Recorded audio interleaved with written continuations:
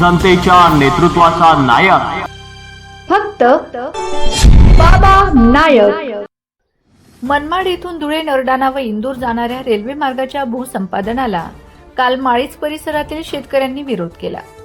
जोपर्यंत आपल्या जमिनीला योग्य मोबदला मिळत नाही तोपर्यंत जमिनी देणार नसल्याची स्पष्ट व आक्रमक भूमिका शेतकऱ्यांनी घेतल्याने त्या ठिकाणी गेलेल्या प्रशासकीय व पोलीस पथकाला शेतकऱ्यांच्या रोषाचा सामना करत रिकाम्या हाती माघारी फिरावे लागले। काल मंगळवारी जिल्हाधिकारी यांच्या आदेशाने शिंदखेडा तहसीलदारांच्या पथकाने या कामाची प्रत्यक्ष सुरुवात करण्यासाठी मशिनरीसह शिंदखेडा येथील तहसीलदार नितीन देवरे, मंडळ अधिकारी स्वाती वाघ यांच्यासह नरडाणा येथील सहाय्यक पोलीस निरीक्षक निलेश मोरे व मोठ्या पोलीस बंदोबस्तासह शेतकऱ्यांच्या जमिनी हस्तगत करण्यासाठी गेले होते। जमिनी ताब्यात घेण्यासाठी प्रशासकीय अधिकाऱ्यांसह पोलिसांचा फौजपाठा येत असल्याची माहिती शेतकऱ्यांना मिळाली। त्यामुळे प्रकल्पग्रस्त शेतकरी सकाळपासूनच मोठ्या संख्येने माळीच शिवारात विरोध करण्यासाठी आंदोलनाच्या पावित्र्यात जमलेले होते।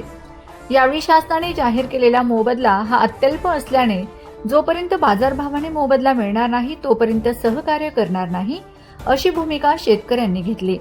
यात प्रामुख्याने अनिल पाटील, संजय भामरे, माळीच येथील सरपंच प्रवीण देसले, विश्वास देसले, भास्कर देसले, वाघोदे येथील सरपंच योगेश ठाकरे, गोविंदा वाघ यांनी जान देंगे पर जमीन नहीं अशा घोषणांनी परिसर दुमदुमून गेला।